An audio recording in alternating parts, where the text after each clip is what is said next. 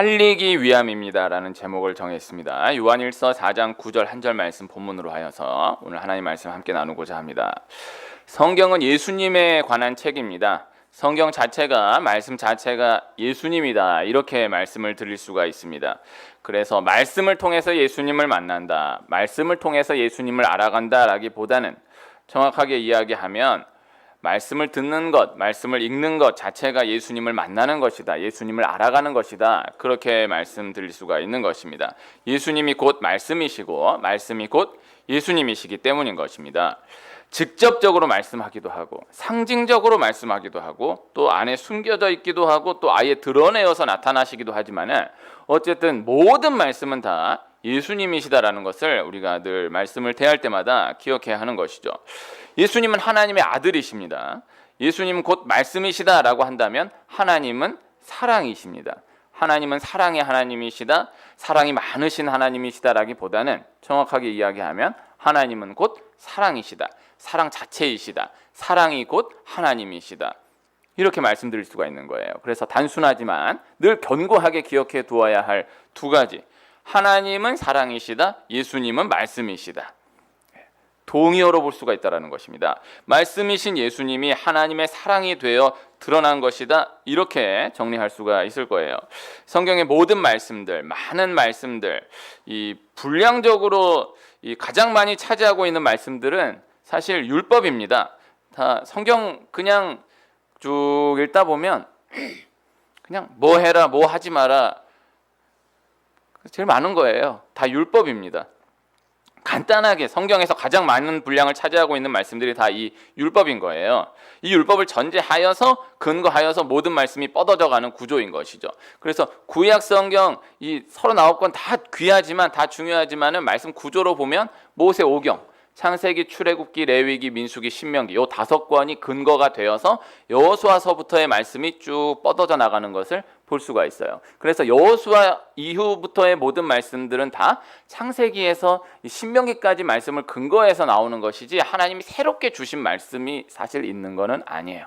그래서 구구단과 같다고 할 수 있어요. 모세오경이 근거되어서 다른 모든 말씀들이 뻗어져 가는 구조이다라는 것이죠. 그건 모세오경이 사실 율법인 것입니다. 이 율법을 전제하여서 근거하여서 모든 말씀이 뻗어져가는 구조이다라는 것이죠. 그래서 기독교 바깥 세상에서는 기독교를 보고 뭐 해라, 뭐 하지 마라의 종교로 보는 거예요. 사실 이거 단편적으로 생각하면은 그 시각도 틀리지는 않은 것입니다. 교회 안 다니는 사람이 교회 생각하면, 야, 교회 다니면 술 마시면 안 되잖아, 교회 다니면 담배 피면 안 되잖아, 교회 다니면 제사 지내면 안 되잖아. 이게 그 교회를 다니지 않아도 교회 하면 딱 생각나는 게, 교회 하면 이거 하면 안 되잖아, 이거 하면 안 되잖아, 그럼 교회 가면 또 이거 해야 되잖아, 교회 다닌다고 하면 이거 해야 되잖아. 이게 이렇게 생각하게 되잖아요. 물론 이제 그것도 중요한 거예요. 그러나 무엇을 하고 안 하고가 기독교의 핵심은 아니다라는 것이죠. 무엇이 근본되는지를 우리가 알아야 한다라는 것입니다. 우선 모든 율법의 실체는 예수 그리스도이심을 기억해야 하는 거예요. 율법은 예수님의 그림자에 불과한 거예요. 그리고 율법은 예수님의 예고편에 불과한 거예요. 그림자를 보면 그 그림자 자체에 집중하기보다는 이 그림자를 봄으로 인해서 이 그림자에 실체되는 무언가가 있다라는 것을 알지, 그림자를 딱 발견하는 순간 그림자다, 이거 그림자 보는 사람이 누가 있어요. 이 그림자가 있게 하면 무언가가 실체가 있을 것이다를 알게 되잖아요. 그리고 예고편을 보면 영화가 나왔다, 개봉됐다라고 하면 예고편을 보잖아요. 그럼 예고편은 본편이 나오기까지가 유효한 거고 효과가 있는 것이지, 본편이 나와버리면은 예고편은 그 의미를 잃어버리게 되는 거예요. 마찬가지로 이 율법과 예수님의 관계를 그렇게 볼 수 있어야 한다라는 것입니다. 오늘 함께 읽은 말씀 요한일서 4장 9절 제가 한 번 더 읽으면요, 하나님의 사랑이 우리에게 이렇게 나타난 바 되었으니 하나님이 자기의 독생자를 세상에 보내심은 그로 말미암아 우리를 살리려 하심이라. 하나님은 사랑이시라고 했고 예수님은 말씀이시라고 했습니다. 사랑이신 하나님이 율법을 주셨다라는 것은 사랑이신 하나님이 예수님을 주셨다라는 것이 되는 거고, 그리고 그 말씀은, 율법은 사랑이 전제되어 있다라는 것을 말씀한다라는 것이죠. 그것이 중요한 거예요. 우리는 율법을, 말씀을 우리를 어떤 옥죄기 위한 방편으로 생각하게 되는 경우가 많습니다. 그러나 율법은 예수님이시다라고 했잖아요. 그리고 율법을 주신 분은 사랑이신 하나님이시다라고 했잖아요. 그 원리를 기억해야 한다라는 것이죠. 그래서 율법은 우리를 옥죄기 위해서, 이렇게 간섭하기 위해서, 못 살게 굴기 위해서 주신 것이 아니라 우리를 풀어주시기 위해서, 우리를 살리시기 위해서 주신 것이다라는 것을 기억해야 한다라는 것입니다. 오늘 함께 읽은 이 한 절 말씀, 이 적용적으로 잡아서 전달하고자 하는 것은요, 요 마지막 그로 말미암아 우리를 살리려 하심이라. 그래서 오늘 말씀 제목을 살리기 위함입니다, 이렇게 정했어요.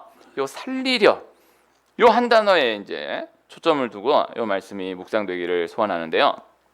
하나님이 예수님을 우리에게 주신 이유는 죄로 인해서 죽을 수밖에 없는 우리를 구원하시기 위함이다라는 것이죠. 살리시기 위함이다라는 것이죠. 그리고 우리 삶 가운데 적용으로는 우리에게 예수님이신 말씀을 주신 이유는 우리를 살리시기 위함이다라는 것입니다. 이거 당연한 말 같지만요, 이걸 적용적으로 그렇게 기억하며 전진해 나가기가 그렇게 쉽지 않아요. 당장 보면요, 뭐 해라, 뭐 하지 말라, 이건 살리기 위함으로 보이기 어려운 명령들이에요. 뭐 하지 마, 뭐 해, 뭐 하지 마, 이런 말씀들, 이거 이유는 살리기 위함이다. 어린 아이가 어렸을 때부터 엄마 아빠한테 그거 하지 마, 이거 해, 이거 하지 마, 이거 해, 이렇게 말씀을 들으면서 자라날 때 이거는 엄마가 날 사랑해서 하는 말이야, 엄마가 날 살리기 위해서 하는 말이야 라고 알아듣기까지가 쉽지 않아요. 그거 이해하는 데까지가 제일 큰 거예요. 당장 왜 하지 말아야 되는데, 왜 이거 해야 되는데 하지만은 그거 너 사랑해서 하는 말이다, 그거 너 살리기 위해서 하는 말이다 라는 것을 이걸 깨닫기까지가 쉽지 않은 거예요. 이게 당장 봤을 때는 뭐 해라, 뭐 하지 말라, 살리기 위함으로 보이기 어려운 명령들이지만은 그러나 그렇지 않다라는 거예요. 본질은, 근본은 살리기 위함이다라는 것을 기억해야 한다라는 것이죠. 십계명 가운데 살인하지 말라, 간음하지 말라, 도둑질하지 말라, 거짓말하지 말라, 그저 들으면 우리로 하여금 살인하지 못하도록 하기 위해서, 간음하지 못하도록 하기 위해서, 도둑질하지 못하도록, 거짓말하지 못하도록 하기 위해서 주신 말씀인 것으로 생각되지만, 그러나 그 본질은 하나님께서 누군가로 하여금 너를 살인하지 못하게 하기 위해, 너를 범하지 못하게 하기 위해서, 네 것을 도둑질해가지 못하게 하기 위해서, 네한테 거짓말하지 못하게 하기 위해서 주신 계명이다라는 것이죠. 너 살인하지 말라고 주신 계명이 우선이 아니라 누가 너 못 죽이게 하려고 주신 계명이 우선인 거예요. 너 거짓말하지 말라라는 게 초점이 아니라 누가 너한테 거짓말하는 걸 내가 막아주겠다라는 뜻에서 하나님 주신 계명이다라는 것이죠. 말씀 안에, 예수님 안에 있는 사람은요, 모든 율법, 모든 말씀이 나를 지키고 나를 보호하기 위한 것으로 받아들여지게 되지만, 모든 말씀 바깥, 예수님 바깥에 있는 사람은 모든 율법, 모든 말씀이 그저 내가 하려고 하는 모든 일을 방해하고 간섭하고 귀찮게 하는, 잔소리하는 것으로만 생각되게 된다라는 것입니다. 그러나 이제 그마저도 말씀은 나를 방해하는 거야, 나를 간섭하는 거야, 나한테 잔소리하는 거야, 나를 못 살게 구는 거야, 혹 그렇다 하더라도 어쨌든 말씀이 들려지기만 한다면, 말씀의 접촉만 어떻게 해서든 계속해서 일어나게 된다면, 그저 방해하는 것 같아 보여도, 그저 간섭하는 것 같아 보여도 결국에는 나를 지키시고 보호하시기 위함이었다라는 것을, 나를 사랑하기 때문에 주어진 것들이었다라는 것을 깨닫게 되는 때가 오는 거예요. 이 접촉이 중요한 거예요. 그래서 말씀을 받아들일 때 아멘, 이거 하나님 날 사랑하셔서 주신 말씀이야, 받아들이면 제일 좋아요. 그러나 말씀을 들을 때마다, 대할 때마다 귀찮네, 또 잔소리네, 이렇게 해도 어쨌든 그렇게 들려지는 말씀이 계속해서 있으면 살아나가요. 그리고 반드시 깨닫게 되는 때가 와요. 그래서 핵심은요, 말씀을 들어야 된다는 거예요. 핵심은요, 교회를 와야 된다는 거예요. 교회 와서 교회 오니까 너무 좋다, 교회 와서 말씀 들으니까 너무 좋다, 하나님 날 사랑하시는구나, 이러면 너무 좋지만은 교회 오기 너무 싫다, 말씀을 듣는 게 너무 지겹다, 너무 귀찮다, 그래도 어쨌든 접촉이 있으면 되는 거예요. 아이가 엄마 말을 엄마가 날 사랑해서 하는 말이구나, 엄마 말이 어쩌면 이렇게 너무 좋을까, 너무 귀하지만 엄마 또 귀찮구나, 또 시끄럽구나, 그래도 엄마 말이 계속 들려지면 그 아이는 크고 결국 그 말씀을 깨달아요. 이게 중요한 거예요. 그래서 말씀은 결국에는 살리기 위한 것이다 라는 것이죠. 이 말씀은, 율법은요, 그래서 누군가를 지적하기 위해서, 누군가를 정죄하기 위해서 사용이 되는 순간 근본 목적을 상실하게 되는 거예요. 차라리 말씀을 몰랐다고 한다면 괜찮았을 사람이 엉뚱한 영적인 위치에서 말씀을 알아버림으로 인해서 남을 지적하고 정죄하고 하는 경우가 있습니다. 많습니다. 이런 경우 있어요. 야, 너 말씀에 이렇게 나와 있는데 너 왜 그랬어? 너 말씀에 이렇게 나와 있는데 이렇게 하면 되겠어? 이러한 접근은요, 다 그런 접근인 거예요. 다 잘못된 접근인 거예요. 말씀은 그저 들려줘야 하는 것이고요. 말씀은 사랑이 전제가 되어야 하는 것이고, 말씀은 내 말씀으로 받아들여져야 하는 것이지 타인을 향하여서 어떠한 공격의 도구로 사용되는 것은 근본이 잘못된 것이다라는 것이죠. 요사이 동성애, 낙태에 대한 것들이 이거 나라 전체에 꽤 오랫동안 이슈되고 있습니다. 동성애를 하면 안 된다, 낙태를 하면 안 된다라는 말씀이 들려져야 합니다. 선포되어야 합니다. 동성애하면 안 됩니다, 낙태하면 안 됩니다라는 말씀이 들려져야 하는, 선포되어야 하는 이유는요, 동성애자를 공격하기 위해서, 낙태한 사람을 정죄하기 위해서 들려져야 되고 선포되어야 하는 것이 아니고, 동성애가 죄이다라는 것을 분명히 하여서 동성애가 더 번져가지 않게 하기 위함인 것이고, 낙태가 죄이다라는 것을 분명히 하여서 낙태가 번져가게 하지 않게 하기 위함이다라는 것이죠. 이제 동성애, 낙태에 비해서는요, 유행이 지난 이슈라고 할 수 있는 이혼, 자살에 대한 말씀도 마찬가지죠.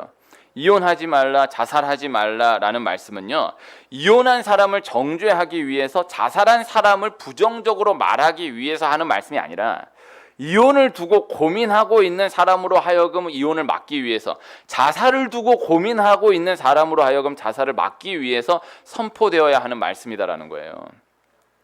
이혼한 사람을 위로하기 위해서, 자살한 사람을 어차피 간 사람인데 부정적으로 말하지 않기 위해서, 그 마음은 너무 귀하지만은 그렇게 위해서 엉뚱한 말을 하고 포장하는 것은 말씀을 잘못된 방향으로 사용하기 때문에 일어난 것이다, 일어나는 일인 것이다 라는 것이죠. 주일은 반드시 지켜야 합니다. 우리 새벽기도 꼭 나오시길 축복합니다.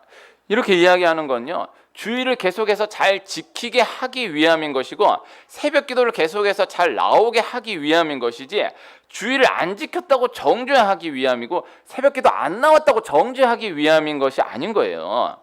핵심은 간단한 거예요. 모든 말씀은, 모든 율법은 다 살리기 위함이다라는 것이죠. 그래서 무엇을 말할 때이든 그것이 그 사람을 살리기 위함인가, 죽이기 위함인가, 그 한 가지만 점검되면 되는 거예요. 말 한마디를 딱 전했을 때 이 한마디가 그 사람을 살리기 위함이다, 죽이기 위함이다, 그건 이제 하나님만 아시는 거죠. 그리고 그 마음의 중심은 그 사람만 아는 거죠. 아무리 말 자체가 맞아도 그 말이 그 사람을 살리기 위함이 아니라 그저 정죄하고 죽이기 위함인 것이다라고 한다면 이미 근본이 잘못된 것이다 라는 것을 우리가 늘 기억해야 한다는 것입니다. 이게 이제 꽤 오래되었는데,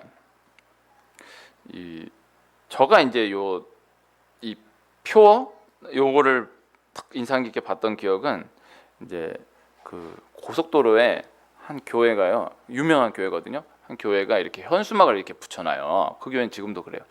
그 우리 동네에서, 지금 내가 안 봤는데 저기 답심리역 근처에 여의도 순복음교회 답심리 성전, 거기가 답심리 성전인가 성동 성전인가 하여튼 있거든요. 거기 보면은 이따시만한 이 대형 현수막으로 해서, 그한 번씩 말이 바뀌던데 지금은 뭐라고 하는지, 지금 하고 있는지 또 잘 모르겠네요. 어쨌든 제가 인상 깊게 남았던 것은 그 사랑이 모든 것을 이기게 합니다. 이 대형 현수막으로 그 사랑이 모든 것을 이기게 합니다 이렇게 써붙여서 놨었거든요. 제가 참 그 지나다닐 때마다 은혜를 받았던 기억이 있는데, 그런 것처럼 그 고속도로 한복판에 있는 한 교회가 큰 현수막으로 문제아는 없습니다, 문제 부모만 있습니다 이렇게 써놓은 적이 있어요. 그렇게 보면서 아주 이게 은혜를 받은 적이 있거든요. 근데 그게 이제 그 교회로 인한 것도 있었을 거예요. 상당히 이제 그 말이 이제 유행한 적이 있어요. 이게 이제 다 알고 공감하는 말일 수 있지만은 이제 교계에서 또 사회적으로도 상당한 반응을 일으켰었습니다. 문제아는 없습니다, 문제 부모만 있습니다. 근데 저 그 교회에 계신 분에게 이제 들었던 얘기는, 교회 안 다니는 분인데 그 길을 계속 다닐 때마다 문제아는 없습니다, 문제 부모만 있습니다 해가지고 그분이 이제 화가 나가지고 교회에다 전화해가지고 아니 왜 문제는 없고 문제 부모만 있냐고 막 그렇게 해서 하여튼 뭐 그분은 이제 그렇게 해가지고 교회 따지다가 교회 와가지고 이제 은혜를 받았다 뭐 이런 얘기를 이제 들은 적이 있는데 너무 아름다운 이야기죠. 뭐 맞아요. 이제 문제는 없어요. 문제 부모만 있는 거예요. 저도 이제 본래 그렇게 배워왔던 말이지만요. 간단하게 이제 표와 같이 탁 좀 간단하게 딱 유행이 되면서 다시 한번 참 많은 공감이 되었고 또 저도 이제 자녀를 키우는 사람으로서 돌아보게 되는 그런 때가 있었습니다. 문제는 없는 것입니다. 문제 부모만 있는 것입니다. 근데 이제 오늘 나누려고 하는 말은 뭐냐면은 이게 얼마나 귀한 말입니까? 문제는 없는 것이다. 문제 부모만 있는 것이다. 그런데 이 귀한 말도 공격의 도구로 사용돼 버리면은 이건 어처구니 없는 일이 일어나게 된다라는 것이죠. 문제는 없다. 문제 부모만 있다라는 것을 이 부모된 입장에서 관점에서 내가 내 말씀으로 받아들이고 그렇지. 문제는 없다. 문제 부모만 있는 것이다. 내가 잘해야 되겠다. 내가 하나님 앞에 내가 문제이다. 내가 죄인이다. 내 자녀가 문제인 것이 아닙니다. 이렇게 나아가야 되는데 그럼 놀라운 일이 일어나는 것인데 자녀가 그걸 딱 보고 엄마 봐봐. 문제는 없는 거야. 문제 부모만 있는 거야. 이렇게 나아가는 거는 이게 너무 안타까운 거죠. 그리고 거기까지는 그렇다 쳐요. 자녀가 이제 이걸 보고 이제 아버지한테 어머니한테 자기 말썽 다 피울까? 다 피우고 문제는 없는 거예요. 문제 부모만 있는 거예요. 뭐 그까진 그렇다 치는데 이 말씀을 가지고 이제 남의 부모를 공격하는 도구로 사용되는 경우가 또 많은 거예요. 이건 진짜 잘못된 거예요.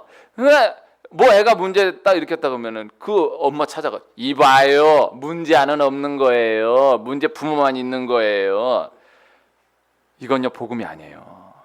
우리나라가 자꾸 말씀을 이러한 방향으로 사용하고 있는 그러한 방향으로 나아가고 있지 않은가. 이것을 돌아볼 필요가 있다는 것이죠. 너무나 귀한 말씀이지만은 이게 내 말씀으로 받아들여졌을 때 하나님 앞에 능력으로 나타나게 되는 것이지 이 말씀을 가지고 이 귀한 말씀을 이렇게 공격의 도구로 써버리면요 이 말씀 근본이 잘못되게 되는 거예요. 말씀은요 누군가를 죽이기 위해서 정죄하기 위해서 사용되는 순간 근본이 틀어지게 되는 것이다라는 것이죠. 모든 말씀은 살리기 위함인 것이다. 모든 말씀은 다 살리기 위함인 것이다. 늘 기억해야 한다라는 것입니다. 이 새벽에 나누고 있는 다니엘 말씀 요한계시록과 연결되는 아주 귀한 말씀인데요. 이게 다니엘 말씀을 모르면은 또 모르는데 이게 말씀을 알면요 무섭다라고 느껴질 수 있는 말씀이에요.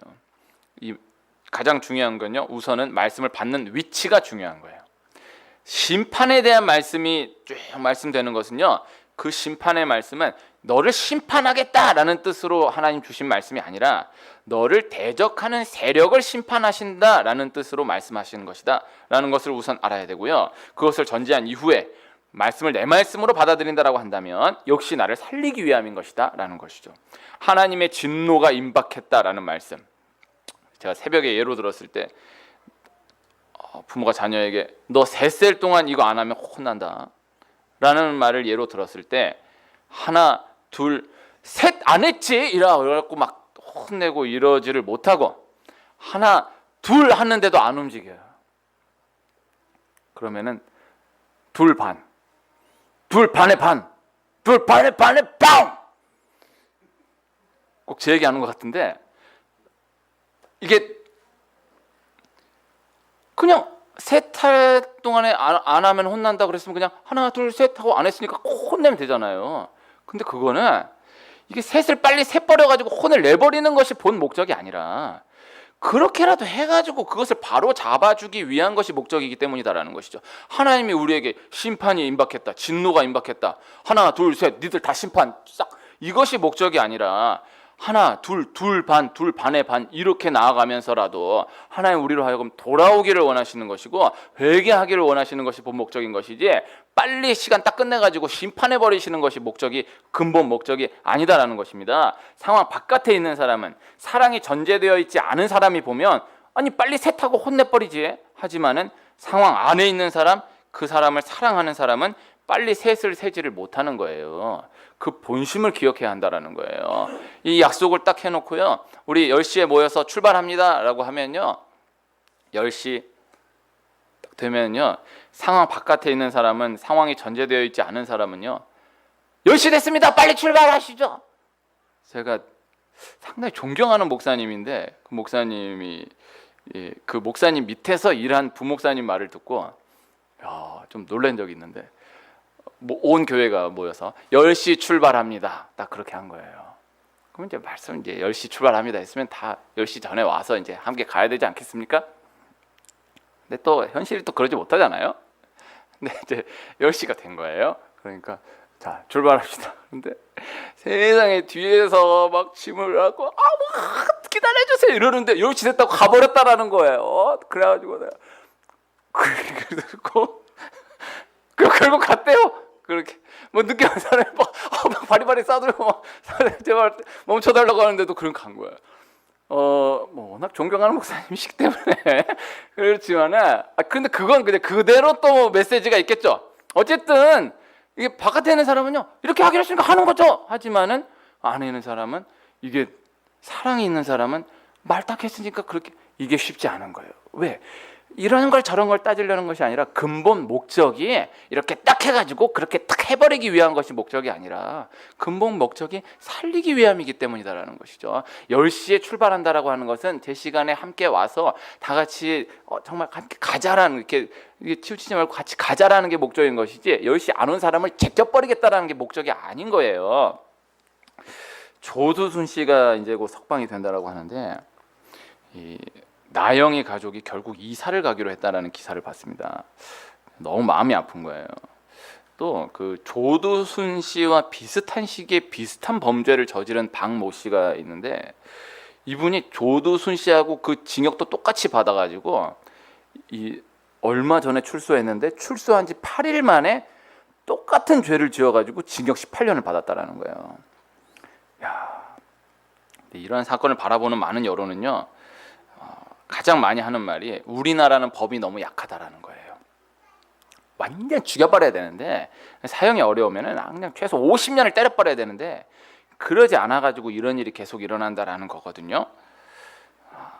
이게 제가 호주에 한 2주 놀러 갔다 온 적이 있는데 거기서 살고 있던 한 친구가 그 동네에서 이 조두순 씨 사건 비슷한 사건이 일어났는데 걔네가 미성년자인데 바로 무기징역 때렸다라는 거예요. 나 그걸 듣고 벌써 한 15년 전 얘기인데 어떻게 되는지 모르겠습니다. 그러면서 이제 그 친구는 이게 선진국이야 이렇게 얘기하더라고요. 참 많은 걸 생각했고 은혜를 받기도 했거든요. 근데 제가 말씀만 전달하면요 그 일리가 있는 말일 수 있거든요. 감정적으로도 막 그런 마음이 일어날 때가 많은데 그러나 말씀만 전달하면 또 역사를 전달하면 그렇게 법을 강하게 한다고 하여서 그게 핵심이 되어서 죄가 줄어드는 것은 아니다라는 것이죠. 역사의 법이 강할수록 그 이후의 사회에 더 죄가 많아진 것을 볼 수가 있다는 거예요. 중요한 것은 그 호주의 그 무기징역 그 의견 너무 귀하지만은 그 무기징역이 핵심이 아니에요. 그 근본 의식이 선진화되어야 선진국이 되는 거지 뭐 법만 강하게 때려야 된다고 해서 나라가 선진국으로 갈 수 있는 건 아니다라는 거예요. 그렇게는 안 된다라는 거예요. 사랑으로만 가능하다라는 것이죠. 율법은 살리기 위함이다라는 것입니다. 오늘 함께 읽지 않았지만요. 오늘 말씀 바로 다음 절 요한일서 4장 10절 사실 요한일서 4장 10절이 요절이거든요. 그런데 오늘 말씀은 이제 우리를 살리려 하심이라 요 살리다라는 것에 핵심을 두어서 전달하기 위해서 9절 한 절만 읽었는데 10절 보면은 사랑이 여기 있으니 우리가 하나님을 사랑한 것이 아니요 하나님이 우리를 사랑하사 우리 죄를 속하기 위하여 화목제물로 그 아들을 보내셨습니다. 여기에 우리가 하나님을 사랑한 것이 아니요라는 말씀 나오잖아요. 여기에 우리가 하나님을 사랑한 것이 아니요라는 말씀에 이 원어 이 문법을 보면 이 문장 안에 시제가 과거, 현재가 다 포함되어 있어요. 그러니까 우리는 하나님을 과거에도 사랑하지 않았지만은 지금도 사랑하지 않는다라는 거예요. 그러니까 다시 얘기하면은 죄인된 우리 인간은 하나님을 근본적으로 사랑할 수 없는 존재다라는 거예요. 그러나 하나님이 우리를 사랑하셨다라는 것입니다. 우리 죄를 속하기 위해서 화목제물로 그 아들을 보내셨다라는 거예요. 죄인된 우리 인간은 오직 하나님의 아들 예수 그리스도의 근거한 사랑으로만 사랑할 수 있다라는 그러한 존재이다라는 것을 말씀하고 있다라는 것이죠. 하나님이 우리를 사랑하사 우리를 살리기 위해서 예수님을 주셨습니다. 말씀을 주셨습니다. 율법을 주신 것입니다. 살리기 위함인 것이다. 그 한 가지가 나 자신에게 기억되므로 또 그 한 가지가 기억되면 모든 사람들, 모든 상황들을 바라볼 수 있으므로 계속해서 앞으로 전진하게 하시는 하나님의 은혜를 경험해 나가는 축복이 있기를 축원합니다. 기도하겠습니다. 하나님 아버지 감사합니다. 하나님 우리를 사랑하십니다. 우리를 살리기 위해서 예수님을 주셨습니다. 우리를 살리기 위해서 모든 말씀을 주셨습니다. 모든 말씀, 모든 율법은 살리기 위함인 것이다. 한 가지를 늘 단순하게 기억함으로 전진하며 모든 축복을 누려받는 귀한 은혜가 있게 하여 주옵소서. 예수님의 이름으로 기도합니다. 아멘.